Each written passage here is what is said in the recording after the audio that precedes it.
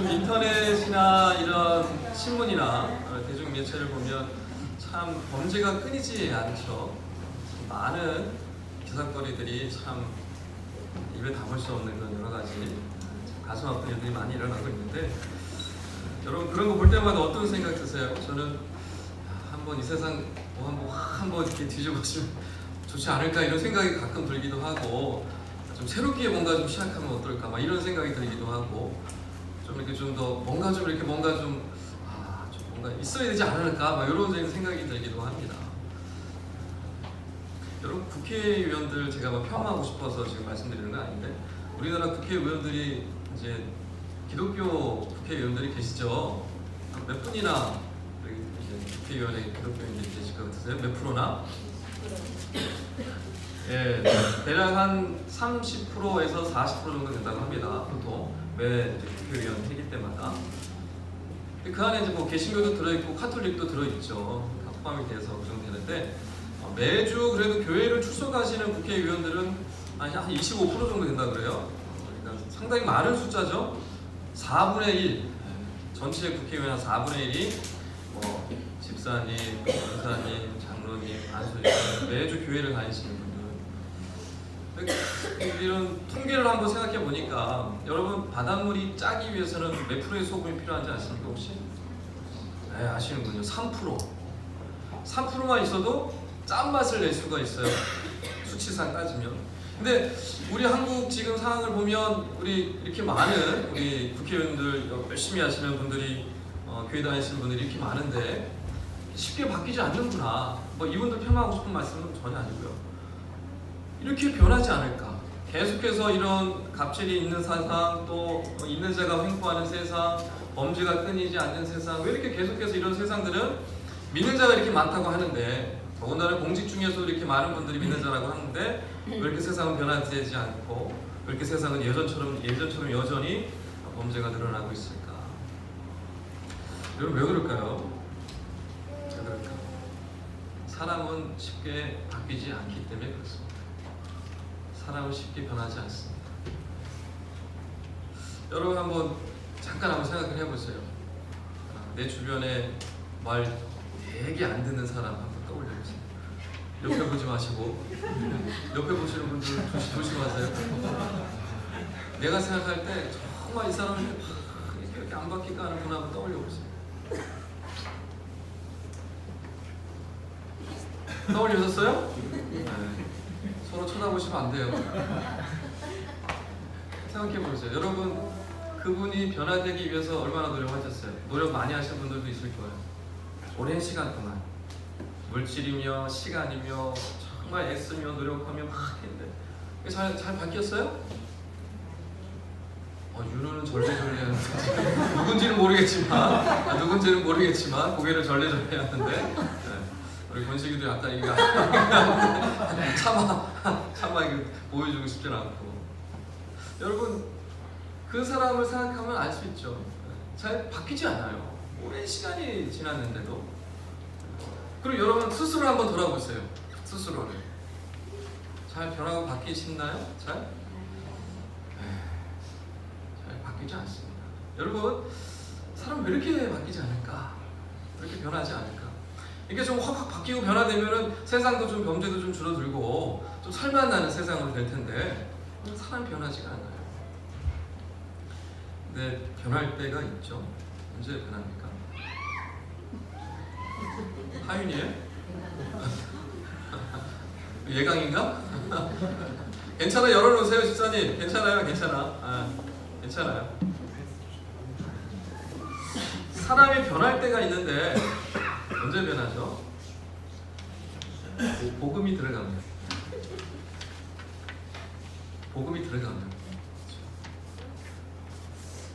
우리 허건사님, 주영경 집사님 어떻게 변하셨어요?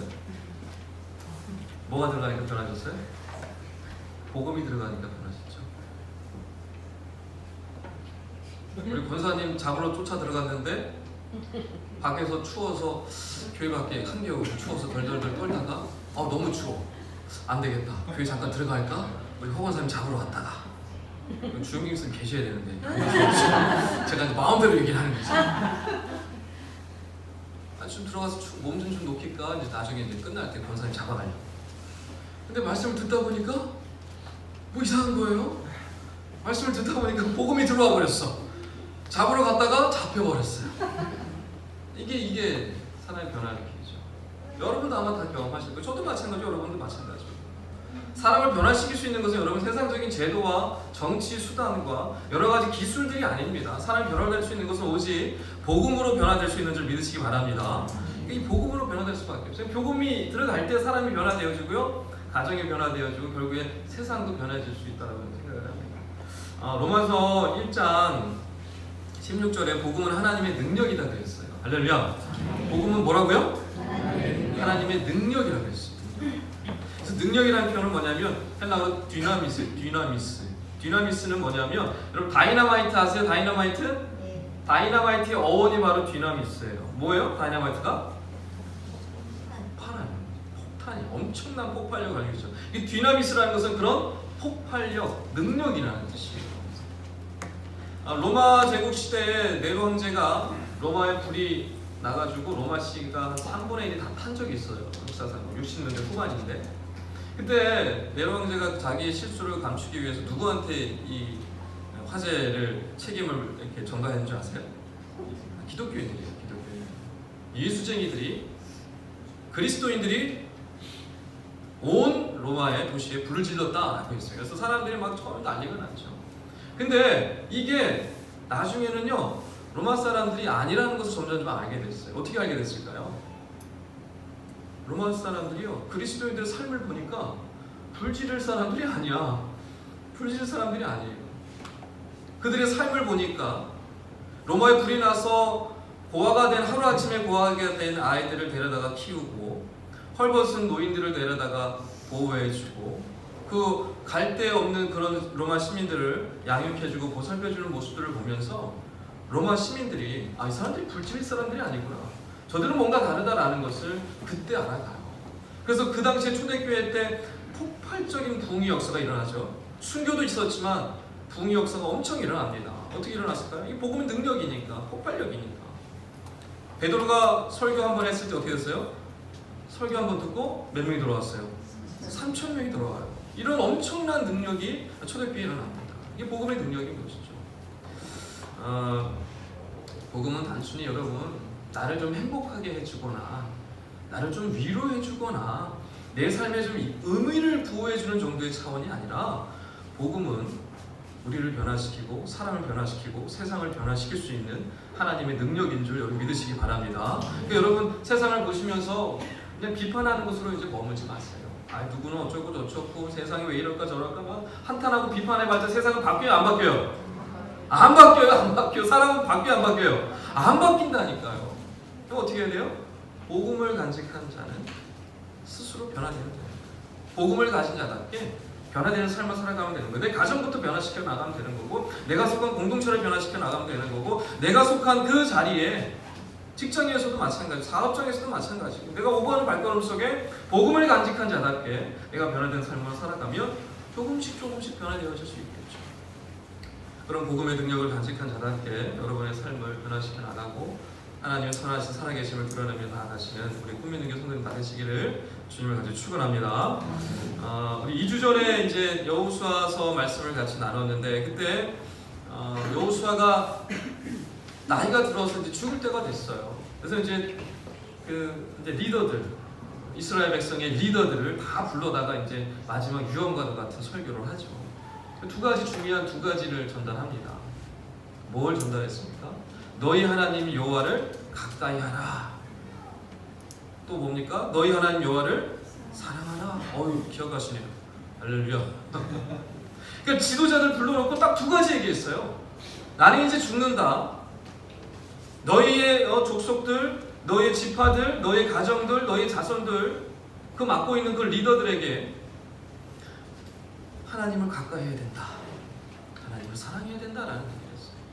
그리고 이제 오늘 24장에 와서는 이스라엘 백성 전체를 불러놓고, 세겜 땅에 전체를 불러놓고 마지막 유언과도 같은 설교를 합니다. 오늘 이제 우리가 14절부터 읽었는데, 사실 24장 앞부분은 우리가 이제 다 볼 수는 없지만 간단히 좀 살펴볼 필요가 있는데요. 거기 2절, 3절에 보면요, 아브라함에 대한 얘기를 합니다. 아브라함에 대해서 뭐라고 설명하는지 우리가 좀 볼 필요가 있는데 24장 2절을 다 같이 한번 읽어보도록 하겠습니다. 여기 말씀 다 보이시죠? 예, 24장 2절입니다. 여호수아가 시작. 여호수아가 모든 백성에게 이르되 이스라엘의 하나님 여호와께서 이같이 말씀하시기를 옛적에 너희의 조상들 곧 아브라함의 아버지 나홀의 아버지 데라가 강 저쪽에 거주하여 다른 신들을 섬겼으나. 아멘. 무슨 얘기를 하냐면 이스라엘 백성들을 다 불러다 놓고 누구 얘기로부터 시작을 해요? 아브라함 얘기로부터 시작을 하는데 사실은 아브라함이 누구에 대한 얘기를 지금 먼저 시작하고 있습니까? 아버지. 아버지가 누구였어요? 이방인이었어요. 뭐예요? 하나님을 모르고 누구를 섬겼던 사람이에요? 이방신. 이게 뭐예요? 너희 조상 아브라함의 그 아버지 세대는 이방인이었고 이방 땅에서 우상을 섬기던 우상 숭배자들이었다. 이 사실부터 각인하고 시작을 합니다. 그러니까 지금 이스라엘 백성들의 먼 조상은 누구였다는 거예요?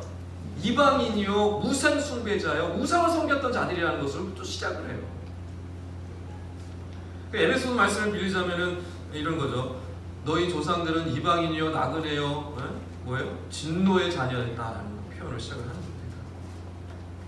그러면서 3절부터 이제 말씀하시는 거는 이제 누구에 대한 얘기일까요? 여러분 이제 3절부터 쭉 보시면 잠깐 보십시오. 주어가 뭔지 한번 보세요. 주어가 뭔지 아시죠? 주어 문장 시작할 때 주어가 누구예요? 계속해서 반복해서 나오는 단어가 있어요. 뭡니까? 주어가 뭔지 모르세요? 주어, 동사, 목적어. 주어가 뭐예요? 그래서 계속해서 반복해서 뭐가 나옵니까? 내가 나와. 내가는 누구예요? 하나님이죠. 하나님께서 내가라고 이제 표현합니다. 그래서 내가 그들을 이끌어냈고 그들의 조상 얘기하는 거예요. 내가 이스라엘 백성들의 조상을 이끌어냈고 그들을 인도하였고 그들에게 이런 것을 주었고 내가 그들을 축복하였고 그들에게 원수를 넘겨주었고 그들이 힘들지 않게 모든 것을 그들에게 베풀어 주었고 막 계속해서 이 얘기를 하시는 거예요. 누가 다 이 일을 하셨다는 겁니까? 하나님께서. 그러니까 아브라함으로부터 얘기하면서 너희 조상은 원래 우상 숭배자였고 이방인이었다. 그런데 내가 너희 조상들을 이끌어내서 어떻게 했다는 거예요? 내가 모든 것을 하나하나 다 인도하고 다 주고 다 필요를 채워주고 다 역사해가지고 다 함께 해가지고 지금 이때까지 오게 되었다라는 얘기를 이제 여호수아를 통해서 하나님께 주시는 말씀인 것입니다. 그런 후에 이제 여호수아가 이스라엘 백성들에게 이렇게 탁 얘기를 던지는 게 오늘 우리가 읽은 말씀 14절이에요. 14절 말씀 다 같이 한번 읽어보도록 할게요. 14절 그러므로 시작.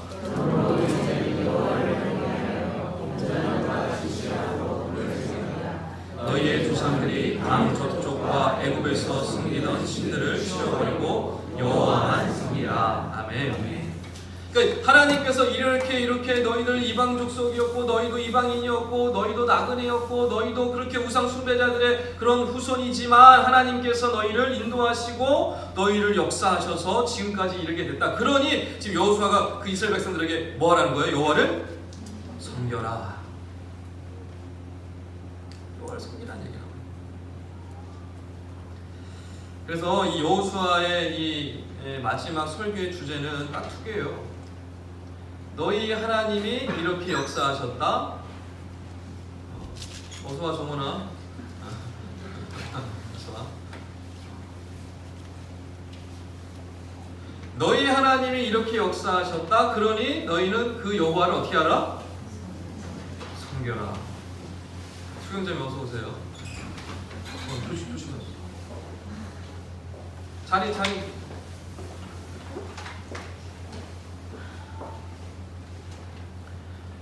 그러니까 지금 여호수아가 이스라엘 백성들에게 두 가지 얘기합니다.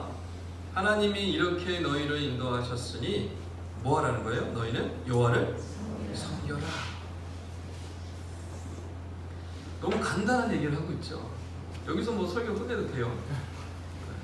너무 간단한 얘기를 하고 있으니까 뭐예요? 하나님이 지금까지 이렇게 하셨고, 그러니까 이 하나님께 너희는 감사하고 그 은혜에 감사하고 그 은혜에 보답하기 위해서라도 여호와 하나님 열심히 섬겨라. 그게 이제 설교의 주제예요. 이게 설교의 주제. 근데 이렇게 단순하면 얼마나 좋아요. 여호수아 여기서 끝내면 얼마나 좋아요. 여기서 끝났어요 설교가?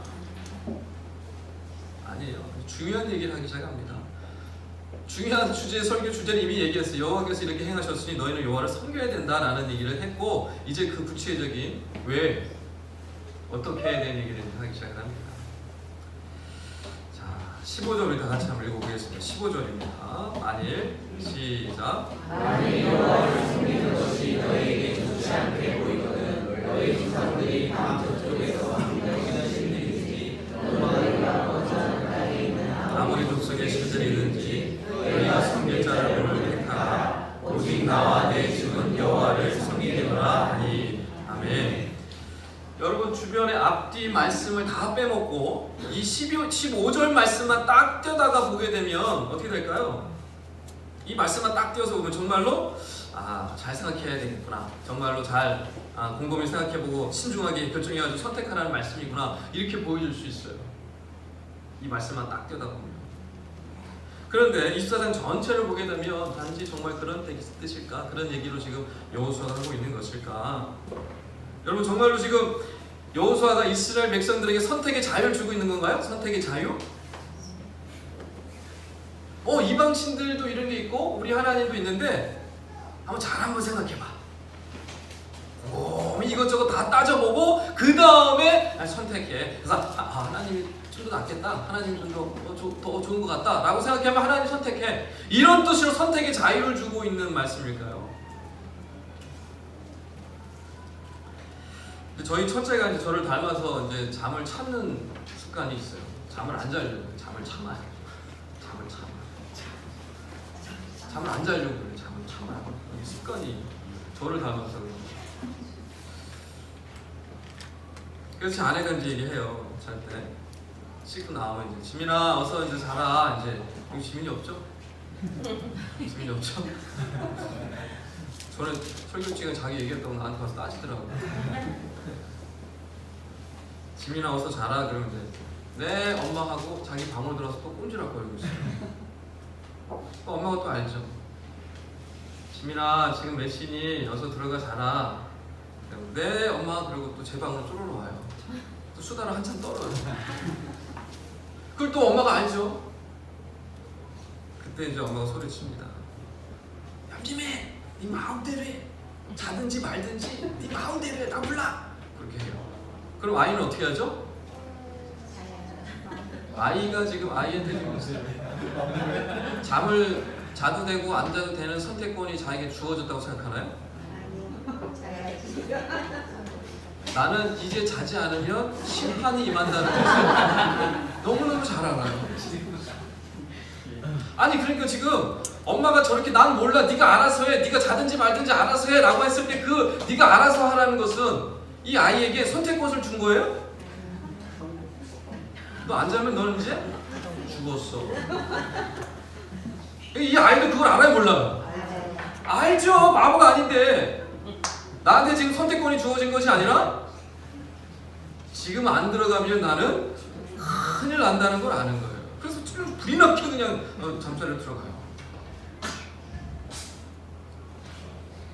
지금 여호수아가 이스라엘 백성들에게 저기 강 건너 신들도 있고 저기 신들도 있고 여러 신들도 있는데 하나님도 있어.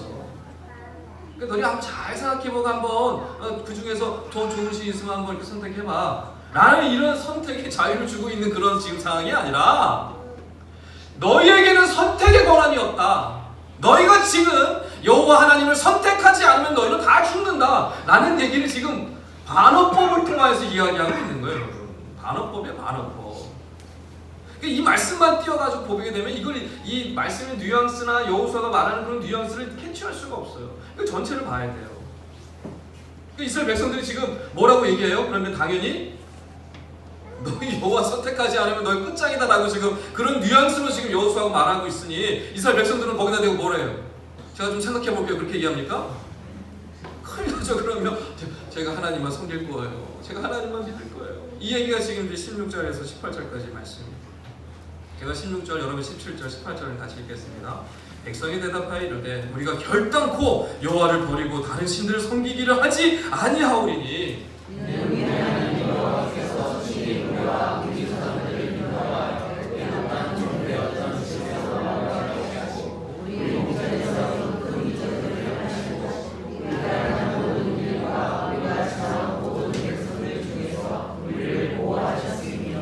같이요. 여호와께서 또 모든 백성들과 이 땅에 거주하던 아모리 족속을 우리 앞에서 쫓아내셨습니다. 그러므로 우리도 여호와를 섬기리니 그는 우리 하나님이시니라. 아멘. 그러니까 여호수아가 무슨 뉘앙스로 얘기하는지 아니, 너희 그래 알아서 선택해.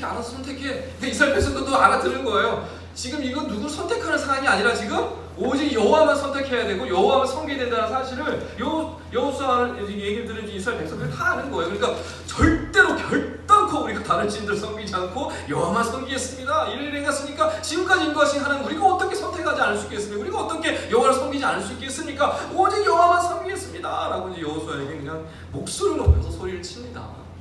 그랬더니 여호수아가 뭐라 그러는 줄 아세요? 한 단계 더 나갑니다. 19절 말씀 다 같이 한번 읽어보겠습니다. 여호수아가 시작.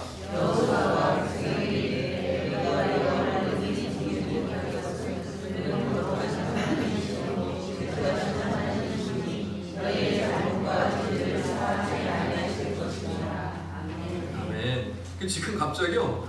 이게 무슨 소리예요? 뚱땅지 같은 소리를 또 하고 있는 거예요. 지금 여호수아가.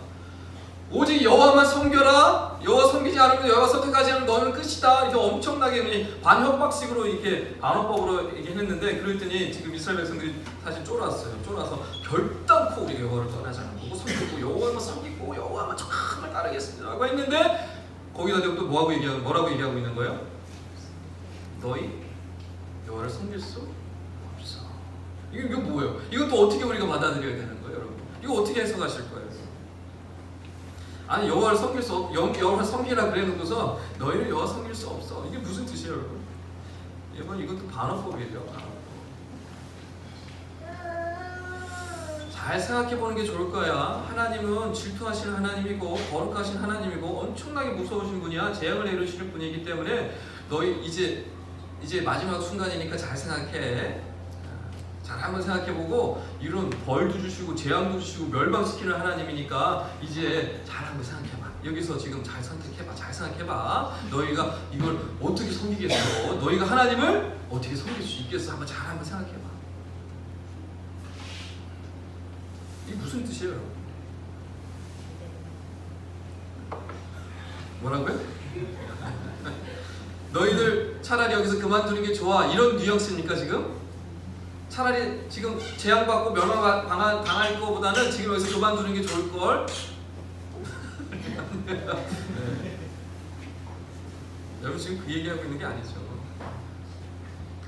거룩한 하나님이고 질투하신 하나님이고 재앙과 멸망을 주시는 하나님이지만 그럼에도 불구하고 너희들은 어떻게 된다는 거예요?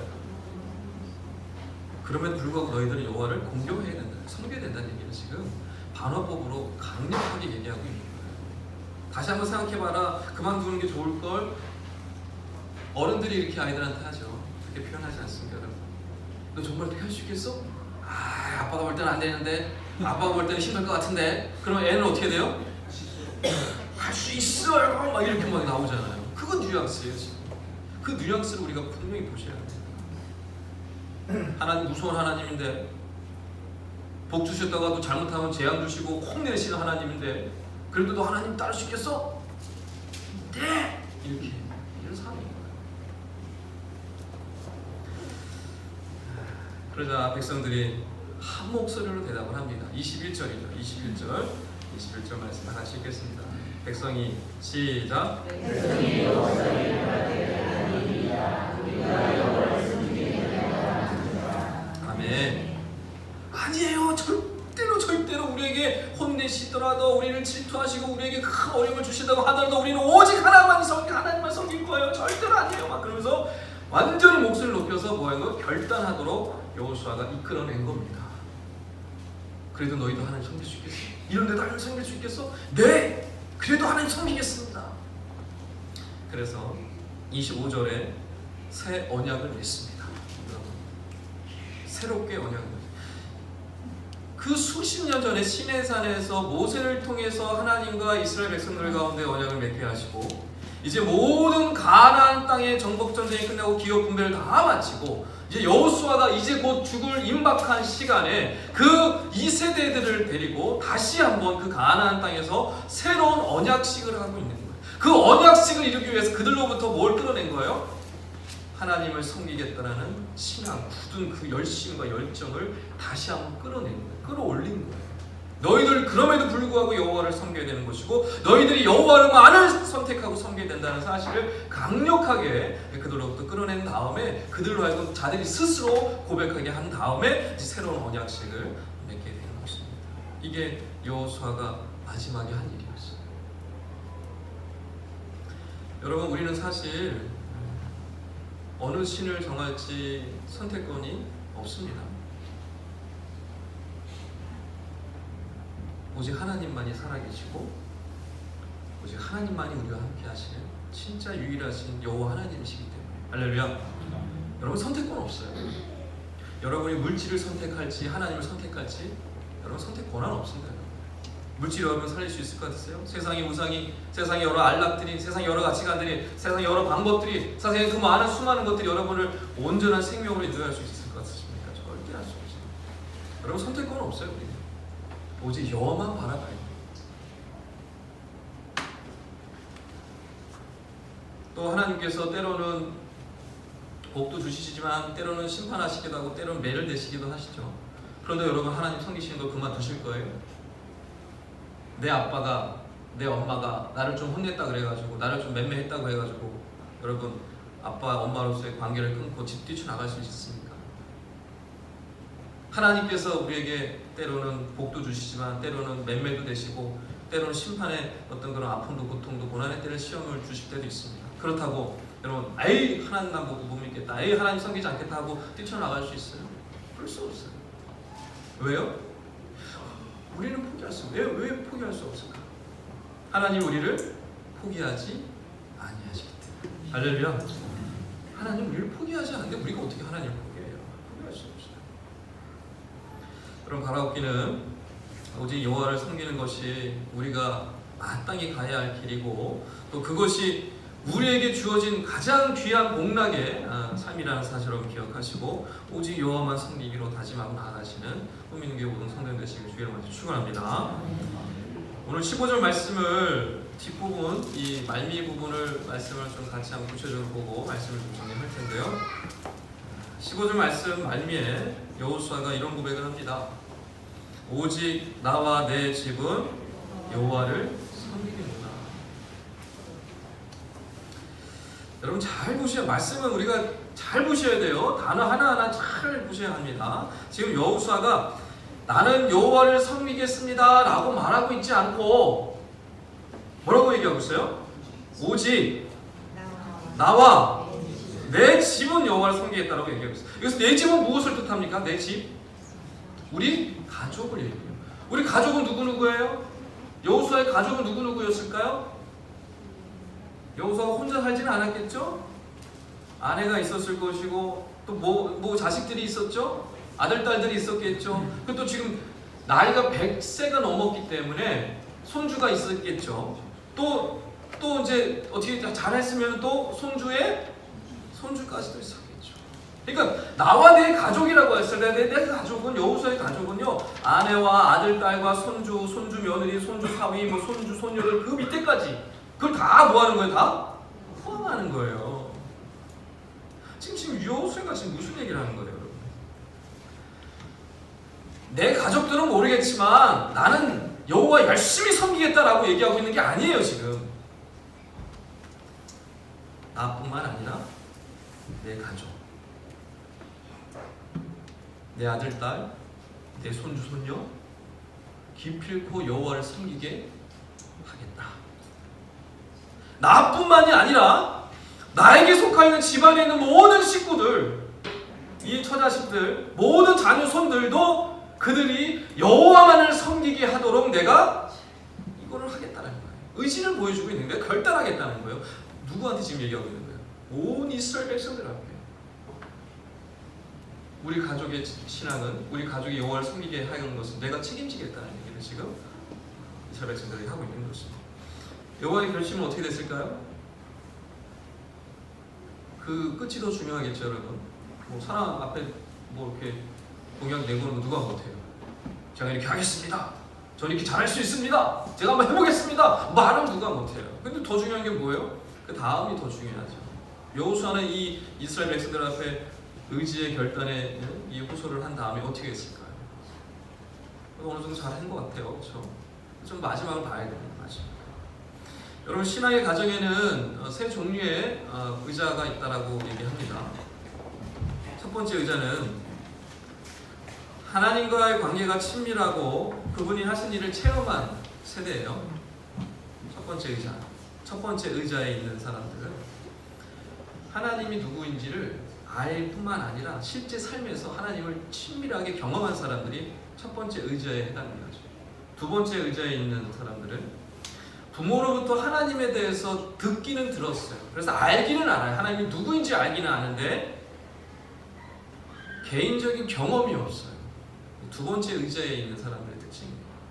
하나님을 뜻을 알긴 아는데 하나님과 친밀한 관계, 하나님을 경험하지 못했어요. 세 번째 의자가 있습니다.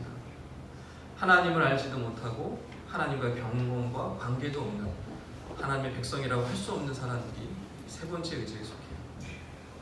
자, 여호수아는 어디에 속했을까요? 첫 번째 의자니까, 두 번째 의자니까, 세 번째 의자입니까? 첫 번째 의자에 속한 사람이죠. 오늘 말씀에서도 우리가 알 수가 있는 것이고, 그럼 여호수아 다음 세대, 그 아들, 딸 다음 세대, 여호수아가 사후에 이제 그 지도자 역할을 감당했던 그 다음 세대는 어떻게 됐을까요? 이것은 이제 여호수아서 24장 31절에 잘 기록하고 있습니다. 우리 31절을 좀 한번 볼게요. 24장 31절 이스라엘이 한번 다 같이 읽습니다. 시작. 이스라엘이 여호수아에서 하나님의 광과 여호수아 뒤에 생존한 자손들 곧 여호와께서 이스라엘을 위하여 하신 모든 일을 아는 자들이 하나님의 여호와를 섬기더라. 그러니까 여호와에 대한 여호수아가 죽고 그 1세대가 죽고 난 다음에 여호와 하나님에 대해 아는 사람들은 뭐라고 하냐면 사는 날 동안에 여호와를 어떻게 했대요? 섬겼어요. 그러니까 여호수아는 1세대 첫 번째 의자에 있었던 사람이고 죽은 다음에 두 번째 의자에 앉아있던 사람들도 하나님을 알았기 때문에 여호와를 섬겼다라고 표현하고 있어요. 세 번째 의자 여호수아의 그 다음 세대들은 어떻게 됐을까?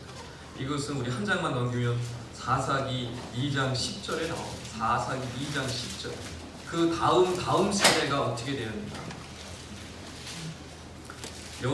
사사기 2장 10절 말씀 우리 다 같이 한번 읽어보도록 하겠습니다. 시작.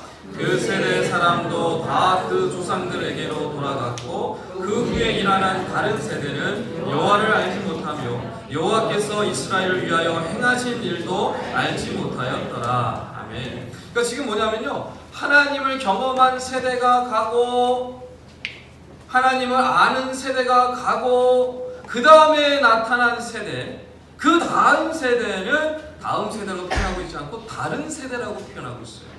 이들의 특징은 뭐냐면 여호와를 알지도 못하고 그가 행하신 일이 무엇인지도 몰랐어요. 안타깝게도 여러분, 여호수아가 이스라엘 백성들 전체 앞에서 오직 나와 내 집은 여호와만을 섬기겠노라 라고 그렇게 크게 얘기했지만 여호수아 세대, 여호수아 그 다음 세대까지는 어떻게 됐는지 모르겠지만 그 다음 세대까지 여호수아가 죽고 그 다음 세대, 지난 세대는 어떻게 됐어요? 여호와를 섬기지 알지 못했을 뿐만 아니라 섬기지 못했을 뿐만 아니라 알지도 못했고 여호와 하나님이 누구인지도 모르고 여호와 하나님에 대해 경험도 하지 못했던 세대가 일어나서 어떻게 여호와를 섬기는 일이 있어요? 없어요? 없어요. 당연히 없죠. 여호와를 알지 못하면 여호와를 어떻게 섬겨요? 여호와를 어떻게 예배해요? 여호와가 누군지도 모르고 경험도 하지 못했는데 왜 이런 일이 났습니까? 여호수아와 여호수아 다음 세대까지는 잘 이어졌지만 그 다음에 끊겨버렸어요. 왜 이런 일이 났습니까? 전수되지 않았기 때문에 그런 거죠. 뭐가 신앙이. 여러분은 어느 의자에 계십니까? 첫 번째 의자에 계십니까? 두 번째 의자에 계십니까? 여러분 어디 의자에 계세요? 제가 볼 때 여기 우리 권사님들이나 조금 요새 우리 장로님들이나 이분들은 지금 첫 번째 의자에 계신 분들이 대부분이고 또 두 번째 의자에 계신 또 분들도 있는 것 같고 보이기도 하고. 여러분 자녀는 여러분 어떻습니까? 여러분 볼 때 첫 번째 의자에 속해 있습니까? 두 번째 의자에 속해 있습니까? 세 번째 의자에 속해 있습니다. 여러분 가정을 한번 돌아보십시오. 나는 어느 의자에 앉아 있는가? 내 자녀는 어디 의자에 앉아 있는가? 안타깝지만 여호수아는 자신의 세대와 그 다음 세대까지는 잘 했습니다. 그러나 그 다음 세대에서 그 다음 세대로 이어지는 그 신앙의 전수를 온전히 이루어지지 못했습니다. 지난 시간에 잠시 나눴지만 부모가 자녀에게 말씀을 부지런히 가르치지 않으면 여호수아처럼 될 수밖에 없습니다. 여러분 자녀들에게 부지런히 가르치지 않으면, 좌난하지 않으면 여러분의 자녀 세대에 하나님 알지 못합니다. 또 여러분의 자녀들이 앉아 있을 때든지 길을 갈 때든지 자리에 누울 때든지 일어날 때든지 하나님에 대해 말씀을 나누지 않고 하나님의 이야기를 하지 않으면 우리 자녀들은 하나님을 알 길이 없습니다. 이 자리에 계신 우리 모든 우리 엄마 아빠들 또 우리 할아버지 할머니들 또 예비 엄마 아빠들 예비 할머니 할아버지들에게 부탁의 말씀을 드립니다. 여러분의 자녀와 여러분 가정과 우리 자녀 손들이 하나님의 복을 받아 누리길 원하십니까? 진짜 원하십니까? 그럼 여러분이 해야 할 일이 있어요. 여러분이요 오직 여호와만을 섬기는 모습을 보여주시기 바랍니다. 하나님의 말씀을 부지런히 가르치시기 바랍니다. 매일의 삶 속에서 여러분의 삶을 통하여서 여러분이 여호와를 어떻게 섬기는지를 여러분 보여주셔야만 합니다. 그러지 않으면 여러분의 자녀들, 여러분의 자녀 손들, 손주, 손녀들 하나님을 알지도 못할 것이고 하나님을 섬기지도 못할 것이고 하나님의 복을 받아 누리지도 못할 것입니다.